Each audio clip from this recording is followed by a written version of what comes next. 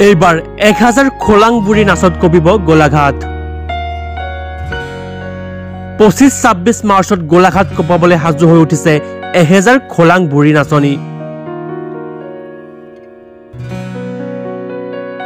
হাতত জেং লাঠি মূৰত ডলালৈ খোলাং বুঢ়ী নাচনীৰ ৰূপত তিতাবৰত এজাক ঠেঙাল কছাৰী গাভৰুৰ বিহুৰ প্ৰস্তুতি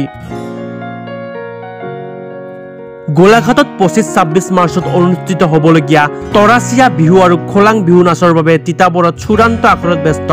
চেঙাল কছাৰীৰ বিহুৱতী নাচনী অসমৰ ভূমিপুত্ৰ ঠেঙাল কছাৰীসকলৰ ঐতিহ্য সংস্কৃতি জাতীয় উৎসৱ তৰাচিয়া বিহুৰ লগতে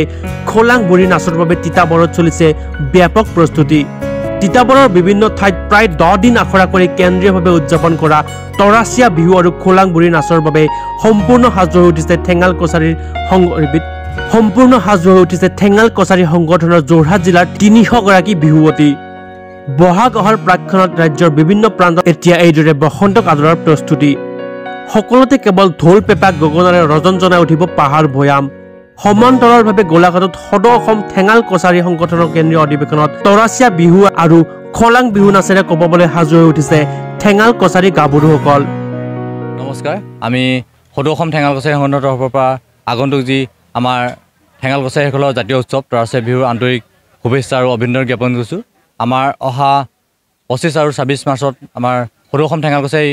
কেন্দ্ৰীয় সমিতিৰ যি অধিৱেশন হ'বলৈ গৈ আছে এই অধিৱেশনৰ কাৰণে আমি আজি যোৰহাট জিলা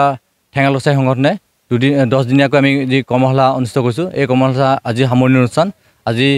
আমাৰ যি কেন্দ্ৰীয় অধিৱেশনৰ লগত সংগতি ৰাখি যি আমাৰ জাতীয় উৎসৱ তৰাচিয়া বিহুৰ লগতে আমাৰ 1000 গৰাকী আমাৰ খোলাংগুৰি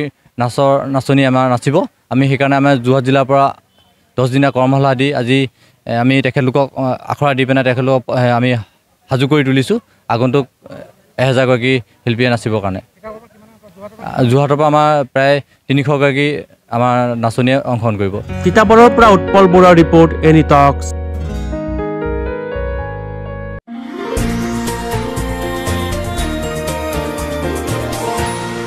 এনি টক্স হুতৰ বিপৰীতে ৰাইজৰ স্বাৰ্থত